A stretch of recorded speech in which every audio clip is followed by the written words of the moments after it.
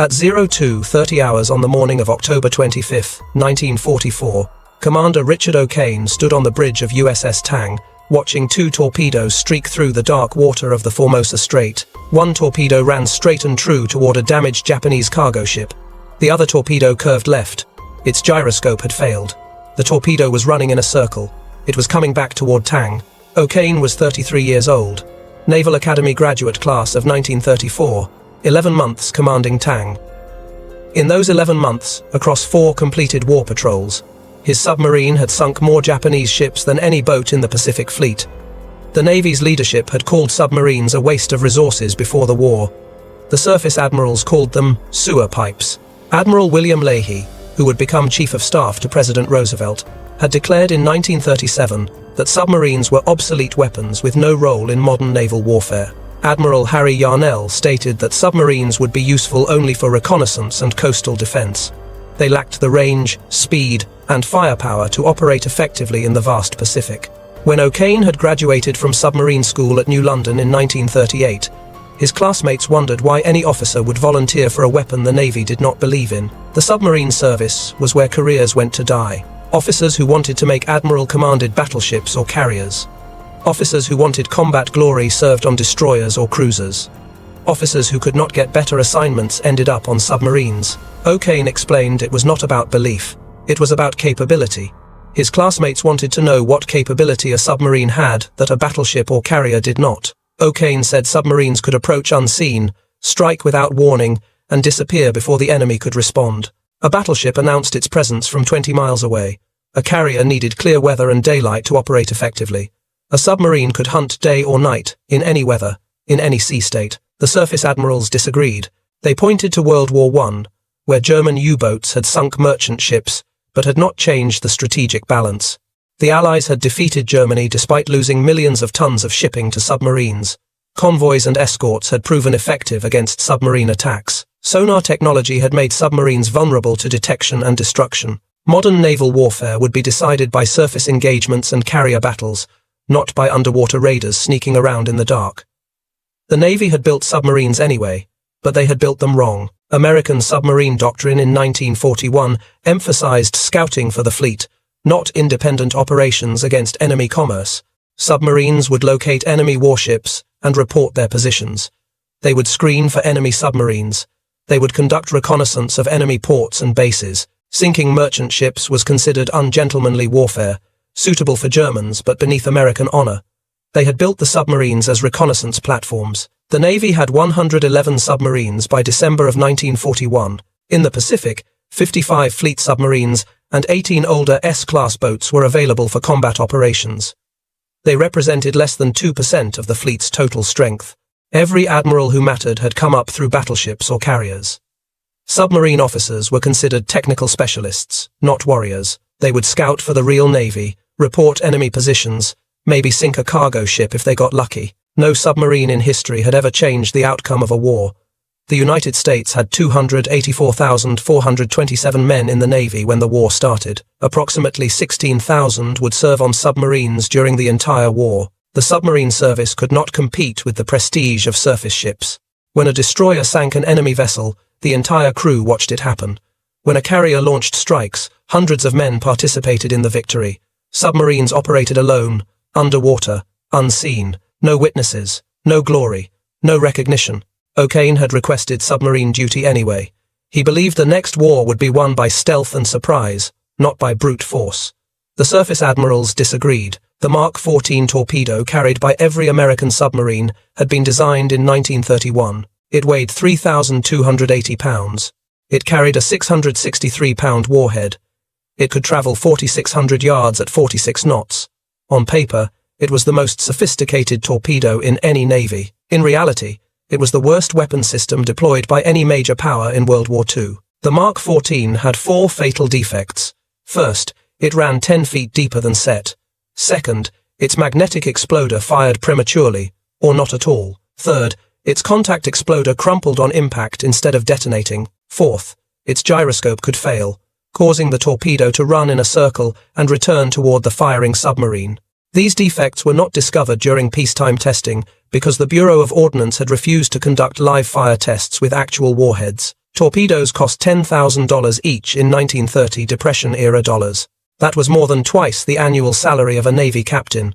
The Bureau considered it wasteful to blow up expensive torpedoes during testing. They tested with dummy warheads that could be recovered from the ocean floor, refurbished, and used again. The dummy warheads had different weight distribution than live warheads. The balance was wrong. The center of gravity was wrong. The hydrodynamics were wrong. But the Bureau insisted the tests were adequate. They had fired thousands of practice torpedoes over 10 years. The Mark 14 worked perfectly in tests. Any problems in combat must be the fault of submarine commanders who did not know how to use their weapons properly. The Bureau had another reason to avoid live fire testing. If live tests revealed problems with the Mark 14, the Bureau would have to admit they had spent millions of dollars developing a defective weapon. Careers would be ruined. Reputations would be destroyed. Congressional investigations would follow. It was easier to declare the weapon perfect and blame any failures on incompetent submariners. O'Kane learned the hard way on December 7, 1941. He was executive officer aboard USS Argonaut on patrol near Midway Island. That evening, Argonaut surfaced and heard gunfire. Japanese destroyers were shelling Midway Island. The next day, O'Kane received orders transferring him to a new submarine being commissioned, USS Wahoo, under Lieutenant Commander Marvin Kennedy. When Dudley Morton took command of Wahoo in early 1943, O'Kane served as his executive officer through 5 war patrols. Wahoo became legendary. Morton and O'Kane developed aggressive tactics that other submarine commanders studied and copied. Morton commanded from the conning tower, where he could see through the periscope and make tactical decisions instantly. O'Kane ran the approach from the control room, managing depth, speed, and course. They communicated constantly, adjusting tactics in real time as situations developed. Morton believed submarines should hunt like wolves, not hide like rabbits. He attacked on the surface whenever possible, using Wahoo's superior speed and radar to close on targets. He closed to point-blank range, often less than 800 yards, where even defective torpedoes had a better chance of working. He pursued crippled ships until they sank, firing torpedo after torpedo until the target went under. Other submarine commanders considered Morton reckless. They predicted Wahoo would be sunk within 6 months. Morton considered them cowards. He predicted cautious submarines would return to port with full torpedo loads and empty war patrol reports. Morton was right. Wahoo sank 20 ships in 6 patrols. But even Wahoo suffered from torpedo failures. During Wahoo's 6th patrol in August of 1943, 10 torpedoes definitely broached, had erratic runs, or were duds. Morton filed detailed reports describing the failures. The Bureau of Ordnance blamed the submarine commanders. They said the failures were caused by poor shooting, incorrect depth settings, or faulty maintenance. They refused to admit the torpedo design was flawed. Across the Pacific, every American submarine commander was reporting identical problems. Torpedoes ran too deep. Torpedoes exploded prematurely. Torpedoes hit the target and failed to detonate. Torpedoes ran in circles and threatened to sink their own submarines. The Bureau of Ordnance ignored every report. Submarine officers began deactivating the magnetic exploder without authorization. They could not fix the depth problem or the contact exploder problem or the gyroscope problem, but they could eliminate the magnetic exploder that was causing premature detonations. The unauthorized modifications were a court-martial offense. Officers did it anyway. If you want to see how O'Kane and the submarine force overcame defective weapons, a hostile bureaucracy, and the Navy's institutional contempt to sink 30% of Japan's fleet, please hit that like button. It helps us share more forgotten stories like this, and please subscribe if you haven't already. Back to O'Kane. By March of 1943, 15 months into the war, American submarines had sunk fewer than 150 Japanese ships. The entire submarine force of 111 boats was achieving what 3 aircraft carriers could accomplish in a month. Admiral Ernest King, Chief of Naval Operations, was losing patience. He had fought against the submarine advocates before the war. Now the submarines were proving him right. They were expensive, ineffective, and unable to project power. King ordered a review of submarine operations. The review confirmed what submarine commanders had been reporting since Pearl Harbor. The Mark 14 torpedo was defective. The Bureau of Ordnance finally agreed to conduct live fire tests in August of 1942. They fired torpedoes at underwater nets in Hawaii. Every torpedo ran exactly 10 feet deeper than set. The depth control mechanism was miscalibrated. It had been miscalibrated since 1931. the Bureau of Ordnance issued new depth settings. Submarine commanders were instructed to set their torpedoes 10 feet shallower than the target's draft. This fixed the depth problem. The magnetic exploder was deactivated fleet-wide on June 24, 1943, by order of Admiral Nimitz. Commanders in the Southwest Pacific, under Admiral Christie, resisted until December of 1943. This fixed the premature detonation problem. The contact exploder remained defective. It required a direct perpendicular hit to function. Any oblique angle caused the firing pin to crumple instead of striking the primer. Submarine commanders discovered the fix through combat experience. USS Tainosa attacked the Japanese tanker Tonan Maru No. 3 on July 24, 1943. Commander Lawrence Daspit fired 15 torpedoes. 4 hit and exploded. 9 hit at perfect 90-degree angles and failed to detonate. Every dud struck at the ideal angle with perfect technique. The problem was not the shooting. The problem was the torpedo. Daspit saved his last torpedo and brought it back to Pearl Harbor for examination. Engineers discovered the contact exploder's firing pin was too weak. They redesigned it with a heavier, stiffer pin. The first corrected torpedoes shipped to the fleet on September 30th, 1943 aboard USS Barb. By late September of 1943, 21 months after Pearl Harbor, American submarines finally had a functional torpedo. O'Kane took command of USS Tang in October of 1943. Tang was a Balao-class submarine, 311 feet 6 inches long, 27 feet 2 inches in beam, displacing 2,424 tons submerged. She carried 24 torpedoes, 1 5-inch deck gun, and a crew of 87 men for her final patrol. Tang could dive to 400 feet, deeper than any previous American submarine. This depth capability was critical for survival. Japanese depth charges were set to explode at specific depths. Most escorts set depth charges for 150 to 200 feet, assuming submarines could not dive deeper. Tang could go twice that deep. When depth charges exploded at 200 feet, Tang would be at 400 feet, far enough away that the pressure waves were survivable. But 400 feet created its own challenges. The water pressure at that depth was 180 pounds per square inch, 12 times normal atmospheric pressure. Tang's pressure hull was designed to withstand that pressure, but it groaned and creaked under the strain. Rivets popped, seals leaked. Men could hear the hull flexing as pressure increased. It sounded like the submarine was being crushed. New crew members panicked the first time they heard it.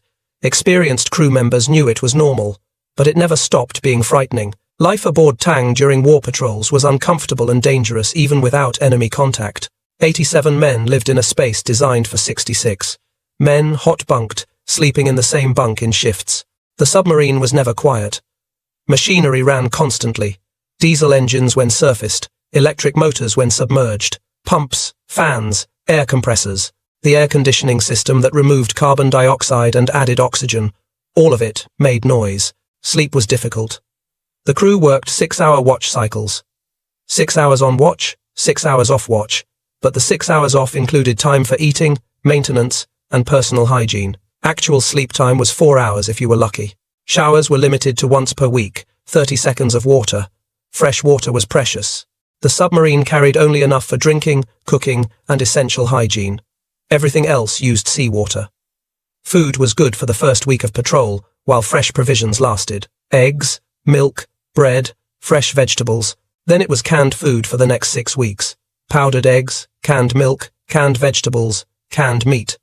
The cooks did their best, but canned food tastes like canned food, no matter how you prepare it. The submarine carried 60 days of food. Patrols typically lasted 40 to 50 days, including transit time to and from the patrol area.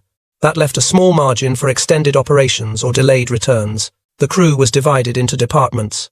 The engineering department ran the engines and motors.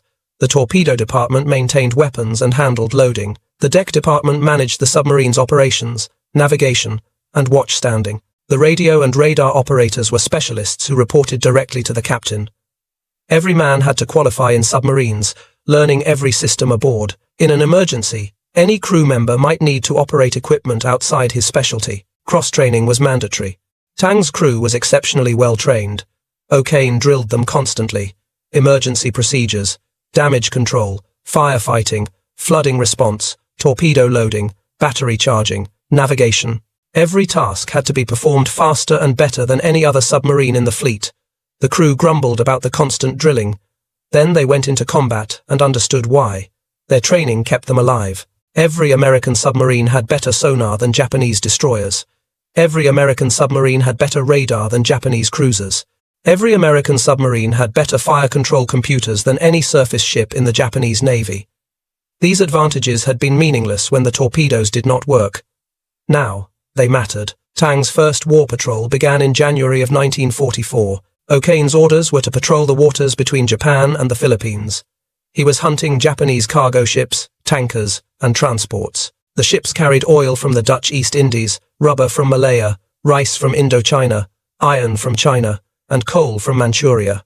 Japan's entire war machine depended on ships carrying raw materials from conquered territories to the home islands. Japan started the war with 6 million tons of merchant shipping. The fleet consisted of approximately 2,300 vessels, ranging from small coastal freighters of a few hundred tons to massive tankers of 10,000 tons or more. The fleet included specialized ships for different cargoes. Tankers carried oil and petroleum products. Their hulls were divided into compartments that could carry different grades of crude oil, refined gasoline, diesel fuel, or heavy bunker oil. Ore carriers transported iron ore, coal, and other minerals. Their holds were designed for dense, heavy cargo. Standard cargo ships carried everything else: rice, rubber, timber, manufactured goods, ammunition, military equipment. Transport ships carried troops. Some were converted passenger liners with proper berthing. Others were cargo ships with troops packed into holds designed for freight. The Japanese merchant fleet operated on predictable routes. Tankers ran from the Dutch East Indies through the South China Sea to Japan. Ore carriers ran from Malaya and the Philippines. Rice ships ran from Indochina and Formosa. Every route passed through waters where American submarines could operate. American submarine doctrine changed drastically after Pearl Harbor. Pre-war plans called for submarines to attack enemy warships. Sinking battleships and carriers would cripple Japan's offensive capability. But warships were hard to find and harder to sink. They were fast, maneuverable, and heavily escorted. They could fight back. A submarine that attacked a warship faced immediate counterattack from escorts. Merchant ships were different. They were slow, traveling at 8 to 12 knots. They were predictable, following established routes. They could not fight back effectively. Most merchant ships had no armament. Some carried a single deck gun or anti-aircraft machine guns. But these were useless against a submarine attack. And merchant ships were everywhere. For every Japanese warship, there were hundreds of merchant ships. American submarine commanders realized they could sink more tonnage by hunting merchants than by hunting warships. Admiral Charles Lockwood, Commander Submarines Pacific Fleet, authorized unrestricted submarine warfare against Japanese shipping in December 1941. Any Japanese-flagged vessel was a legitimate target. Passenger ships, hospital ships clearly marked, and neutral shipping were off-limits. Everything else could be sunk on sight. This was controversial. International law required submarines to surface, stop merchant ships, allow crews to abandon ship, and only then sink the vessel. But Japan had declared it would execute captured submariners as war criminals. Japanese ships refused to stop when challenged. Japanese captains radioed submarine positions to nearby patrol aircraft. Under these conditions, American submarines could not follow peacetime prize rules. They attacked, submerged, without warning, and disappeared before anyone could respond. The Japanese called this barbaric. The Americans called it war. During Tang's first patrol, O'Kane sank 5 Japanese ships in 17 days. Total tonnage, 13,000 tons. He returned to Pearl Harbor with 0 torpedoes remaining and 17 Japanese sailors he had pulled from the water after their ship sank. The prisoners were valuable intelligence assets. They provided detailed information about Japanese convoy routes, escort tactics, and radar capabilities. O'Kane's second patrol began in April of 1944. He sank 4 ships, third patrol in June, 6 ships, fourth patrol in August, 10 ships. By September of 1944, Tang had sunk approximately 25 Japanese ships in 4 patrols. O'Kane had become the most successful submarine commander in the Navy. His tactics were studied at submarine school. His patrol reports were distributed to every boat in the Pacific. Other commanders tried to replicate his methods, but few achieved comparable results. O'Kane's advantage was not luck. It was not superior equipment. Every submarine in the Pacific had the same torpedoes, the same sonar, the same radar, O'Kane's advantage was aggression combined with technical mastery. Most submarine commanders conducted one attack per patrol, maybe two. They would locate a target, maneuver into position, fire torpedoes from maximum range of 4,000 yards or more, and immediately dive deep to evade escorts. This was safe.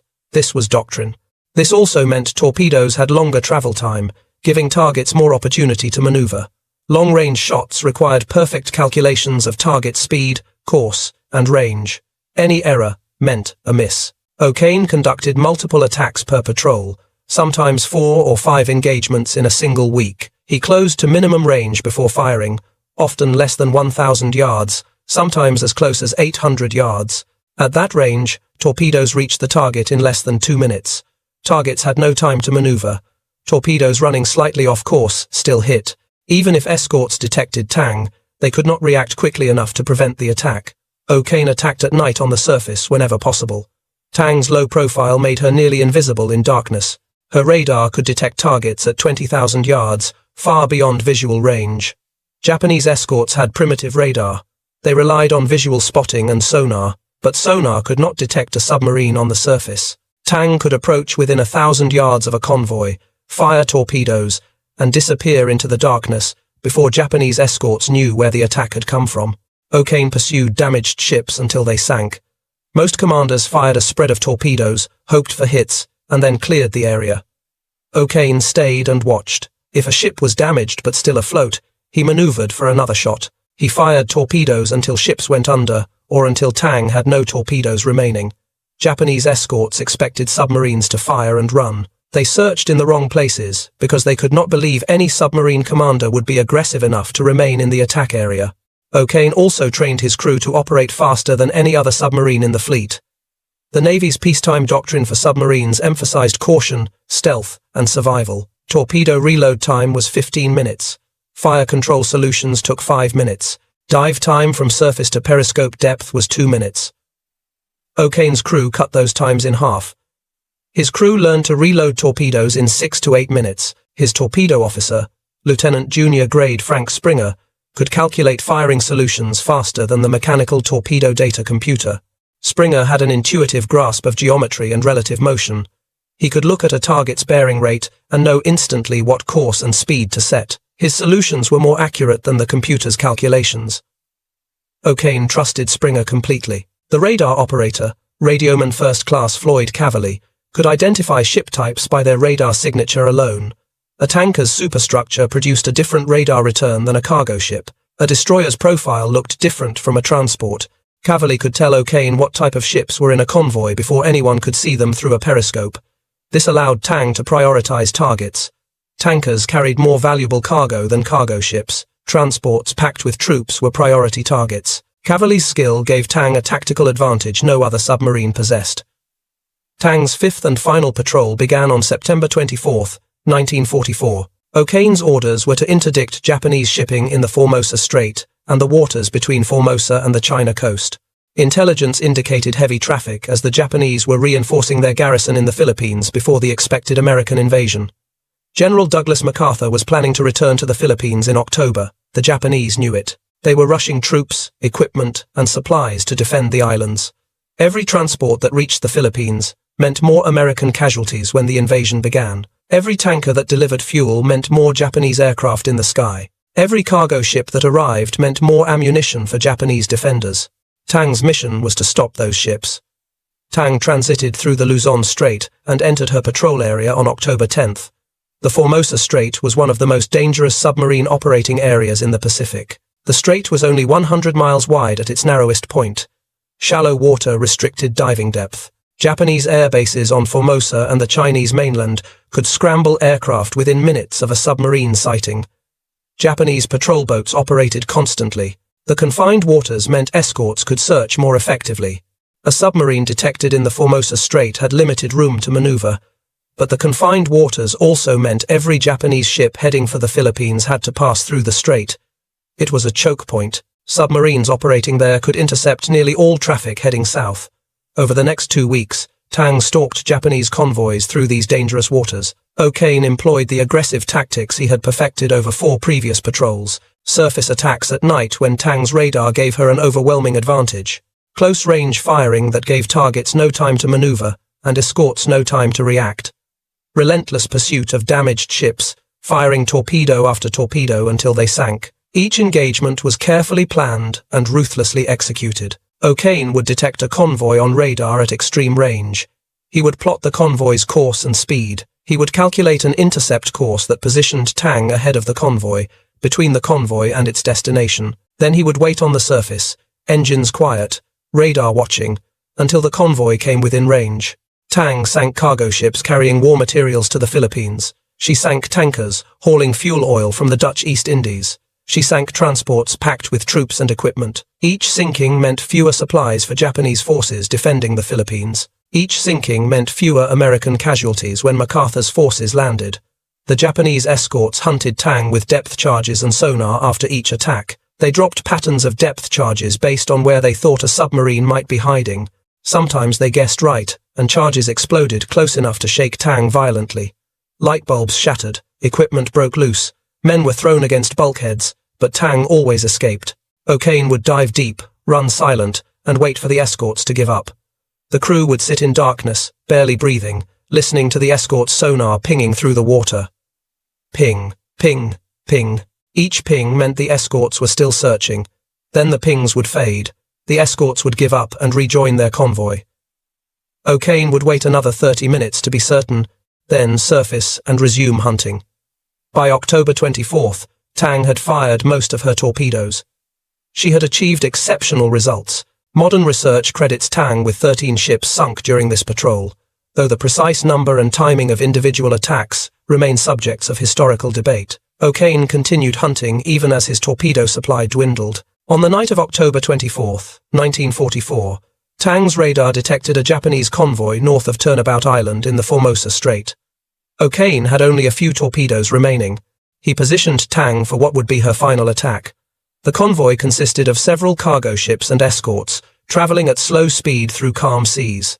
Visibility was good. O'Kane could see the silhouettes of the cargo ships against the night sky. Tang maneuvered into attack position. The crew had executed this maneuver dozens of times. They knew their roles. They trusted their commander. They had survived every previous engagement. At approximately 2300 hours, Tang began her attack run. O'Kane fired multiple torpedoes at the convoy. The torpedoes struck home. Cargo ships exploded and began sinking. Japanese escorts turned toward Tang's position, but Tang had already moved. O'Kane maneuvered to finish off damaged ships with his remaining torpedoes. At 02:30 hours on October 25th, Tang fired her last two torpedoes at a damaged cargo ship.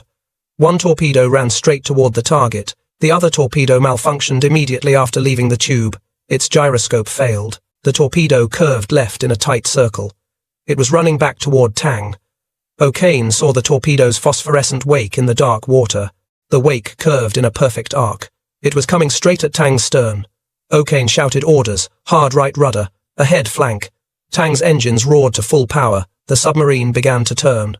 But Tang was a 311-foot submarine displacing 2,400 tons. She could not turn fast enough. The torpedo hit Tang's stern at 02:30 hours. The explosion destroyed the maneuvering room and the after torpedo room. Men died instantly in the blast. The stern flooded immediately. Tang's stern sank. The bow rose out of the water at a steep angle. O'Kane and 8 other men were on the bridge when the torpedo hit. The impact and the sudden angle threw them into the water. Below decks, 78 men were trapped in the flooding submarine. Tang sank stern first in 180 feet of water north of Turnabout Island in the Formosa Strait. The submarine settled on the bottom. In the forward torpedo room, 9 men prepared to escape using Momsen lungs, emergency breathing devices designed for submarine escapes. The Momsen lung was a rubber bag connected to a breathing tube. It provided oxygen during ascent from a sunken submarine, but 180 feet was deeper than most men had ever attempted an escape. The water pressure at that depth was crushing. The ascent would take several minutes. Men would have to equalize pressure carefully to avoid the bends. If they ascended too quickly, nitrogen bubbles in their blood would kill them. If they ascended too slowly, they would run out of air. The 9 men entered the escape trunk. They flooded the compartment. The pressure equalized. They opened the outer hatch. One by one, they swam toward the surface 180 feet above. The ascent took forever. The water was black. The men could not see the surface. They could only swim upward and hope. 5 men survived the ascent. 4 men, including O'Kane, survived in the water long enough to be picked up by a Japanese escort vessel. The Japanese did not immediately realize they had captured Americans. In the dark, they assumed the survivors were Japanese sailors from the sunken cargo ships. When dawn came, and the Japanese realized they had captured enemy submariners, the treatment became harsh. O'Kane and the other 3 survivors spent the rest of the war as prisoners in Japanese camps. The conditions were brutal from the start. The Japanese escort that picked them from the water initially treated them as enemy combatants who had just sunk multiple Japanese ships and killed Japanese sailors. The guards beat them. They denied them food and water for days. They kept them in cramped spaces, barely large enough to stand. When the survivors reached Japan, they were sent to Ofuna Interrogation Center near Yokohama. Ofuna was not registered with the International Red Cross. The Geneva Convention did not apply there. Guards told prisoners they could be executed at any time without anyone knowing. Interrogators wanted information about American submarines. What type of sonar did they use? What type of radar? What were their operating procedures? What were their patrol areas? O'Kane refused to answer. The interrogators beat him. They denied him food. They kept him in solitary confinement in a cell too small to lie down in. He still refused. The other Tang survivors refused as well. After weeks at Ofuna, O'Kane and his men were transferred to a Mori camp in Tokyo Bay. Omori held Allied prisoners of war from multiple services. The camp was overcrowded, filthy, and disease-ridden. Food consisted of small portions of rice, sometimes with vegetables, rarely with protein. A typical daily ration was 800 calories. That was barely enough to survive, not enough to maintain health. Men lost weight rapidly, muscles atrophied, teeth fell out from scurvy, disease spread constantly, dysentery, beriberi, pneumonia, tuberculosis. The camp had no medical supplies. Sick men either recovered on their own or died. Guards were abusive without cause or warning. They would beat prisoners for bowing incorrectly, for not bowing quickly enough, for looking at a guard, for not looking at a guard. The rules changed daily. What was permitted one day was forbidden the next. Guards enforced arbitrary rules with fists and clubs. O'Kane watched one of his men, motor machinist's mate first class Jesse Da Silva, die from complications of malnutrition and abuse. Da Silva had survived Tang's sinking. He had survived the escape from 180 feet depth. He had survived the initial captivity. But he could not survive the slow starvation and disease of Omori. O'Kane blamed himself. He was the captain. His men were his responsibility. He had led them into combat and they had followed. Now one was dead, and O'Kane could do nothing to save him. The other 2 Tang survivors, Lieutenant Junior Grade Lawrence Savadkin and Torpedoman's mate second class Floyd Cavalli, survived the captivity. So did O'Kane. But survival came at a cost measured in pounds of lost body weight and permanent damage to health. When American forces liberated Omori in late August of 1945, O'Kane weighed 88 pounds. He could barely walk. His body was ravaged by malnutrition and disease. But he was alive.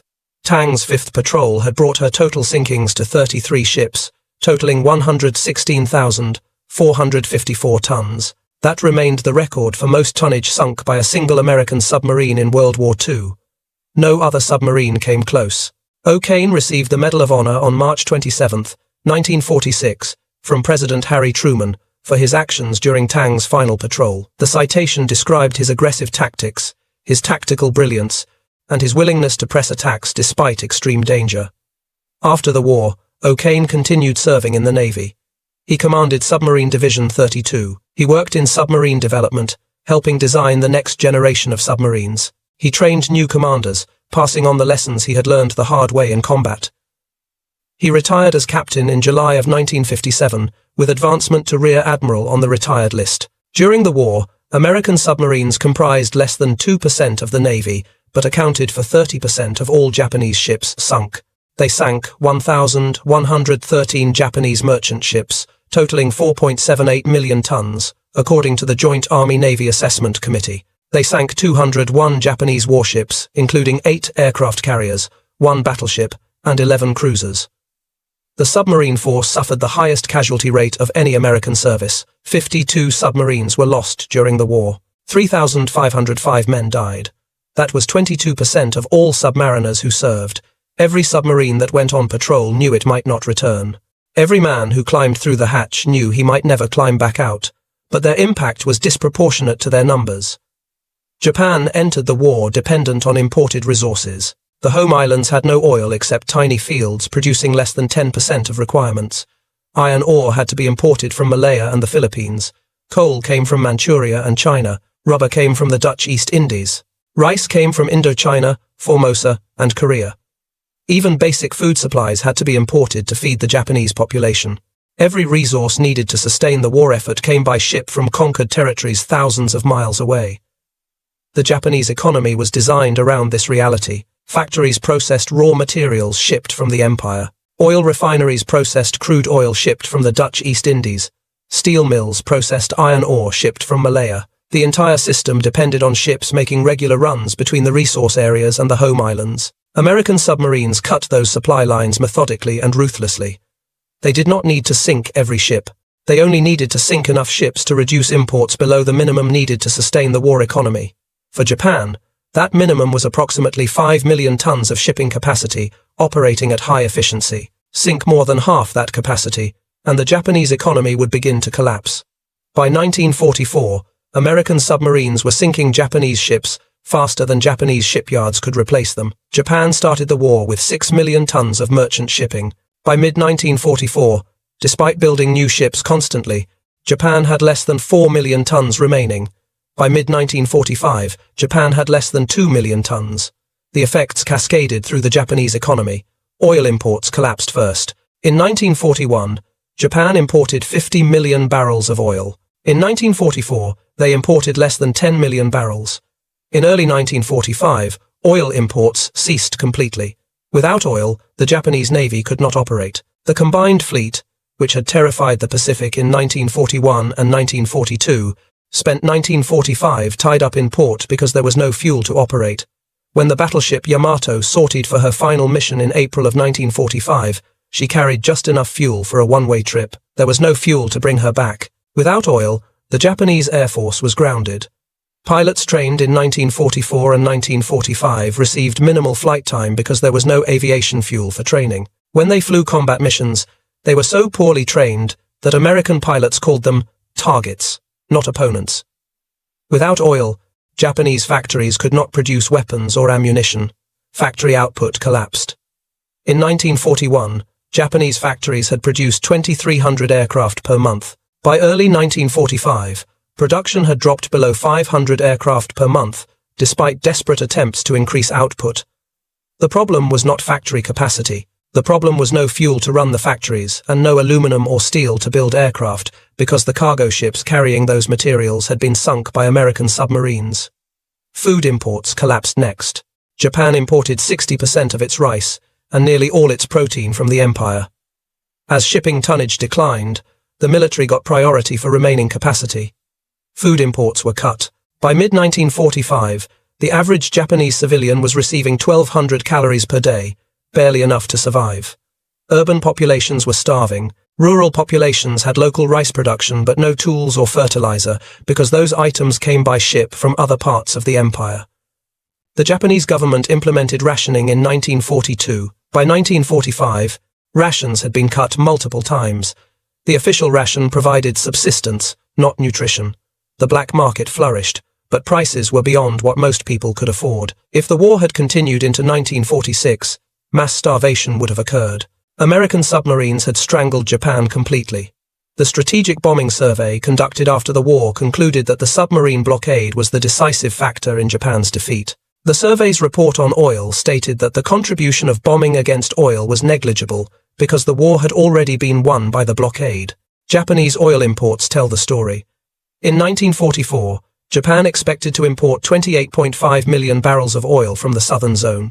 They actually imported only 4.9 million barrels. That was an 82% shortfall. By April of 1945, oil imports ceased completely. Without oil, the Japanese Navy could not operate.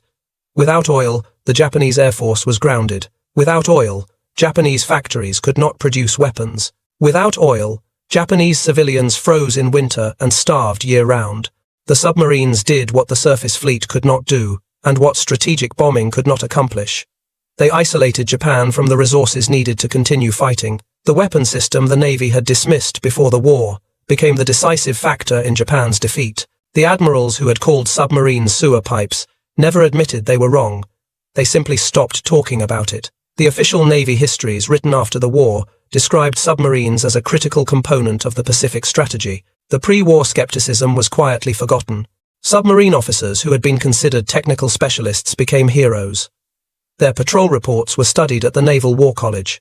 Their tactics became doctrine for the next generation of submariners. The Mark 14 torpedo that had failed so catastrophically in the first 21 months of the war was praised in post-war assessments as a sophisticated weapon system that gave American submarines a decisive advantage once it was fixed. No one mentioned it had taken 21 months of combat losses and submarine commander initiative to fix problems that should have been discovered during peacetime testing. O'Kane wrote a book about his experiences in 1977. The book was titled Clear the Bridge, a reference to the command given before diving. It described Tang's war patrols in technical detail. The book became required reading at submarine school and remains in print today. O'Kane also worked with the Navy to develop improved submarine tactics for the Cold War. The aggressive approach he had pioneered against Japanese convoys was adapted for operations against Soviet shipping. The principles remained unchanged. Submarines still operated alone. They still attacked from concealment. They still required commanders willing to accept risk in pursuit of decisive results. O'Kane died on February 16, 1994, in Petaluma, California. He was 83 years old. By then, the submarine force he had helped create had evolved beyond recognition. Nuclear submarines could remain submerged for months. They could launch ballistic missiles capable of destroying entire cities. They carried firepower equal to entire World War II fleets. But the tactical principles remained unchanged. Aggression mattered more than caution. Initiative mattered more than doctrine. Results mattered more than survival. USS Tang was never salvaged. She remains at the bottom of the Formosa Strait, in 180 feet of water, at coordinates 25 degrees, 25 minutes 53 seconds north, 119 degrees, 56 minutes, 24 seconds east. Her exact condition is unknown. No expedition has successfully located and documented the wreck. The submarine that sank more Japanese tonnage than any other boat in the Pacific Fleet lies forgotten on the seafloor where she sank 79 years ago, but her legacy has not been forgotten. Every submarine commander in the United States Navy studies O'Kane's patrol reports. Every submarine officer learns the lessons Tang demonstrated through 4 successful patrols and one final mission that ended in tragedy. The lessons are simple, but profound. Technology matters, but only if it works. The Mark 14 torpedo was sophisticated on paper, but useless in combat until its defects were fixed. Bureaucracy can kill as surely as the enemy. The Bureau of Ordnance's refusal to conduct proper testing and its denial of field reports cost American submarines 21 months of reduced effectiveness and countless lost opportunities. Leadership matters more than numbers. 2% of the Navy sank 30% of Japan's fleet because submarine commanders like O'Kane refused to accept peacetime doctrine in wartime conditions. Aggression wins wars. Cautious submarines returned safely to port with full torpedo loads. Aggressive submarines like Tang returned with empty tubes and enemy ships on the bottom. Innovation comes from the bottom up. Submarine commanders deactivated the magnetic exploder without authorization because they knew it did not work. They modified tactics without permission because peacetime doctrine did not fit wartime reality. Sacrifice is the price of victory. 3,505 submariners died so that Japan's supply lines could be cut. They died in flooded compartments, in failed escapes, in prisoner of war camps. They died so that others could live and the war could be won. The 2% of the Navy that sank 30% of Japan's fleet proved something the admirals had refused to believe before the war. Individual ships commanded by exceptional officers could change the strategic balance of power. Submarines were not auxiliary vessels supporting the main fleet. They were independent weapons systems capable of decisive action. The sewer pipes had won the war. If this story moved you the way it moved us, do me a favor. Hit that like button. Every single like tells YouTube to show this story to more people. Hit subscribe and turn on notifications. We are rescuing forgotten stories from dusty archives every single day. Stories about submariners who proved themselves with skill and courage. Real people, real heroism. Drop a comment right now and tell us where you are watching from. Are you watching from the United States, United Kingdom, Canada, or Australia. Our community stretches across the entire world. You are not just a viewer, you are part of keeping these memories alive. Tell us your location. Tell us if someone in your family served on submarines. Just let us know you are here. Thank you for watching, and thank you for making sure Richard O'Kane and the men of USS Tang do not disappear into silence. These men deserve to be remembered, and you are helping make that happen.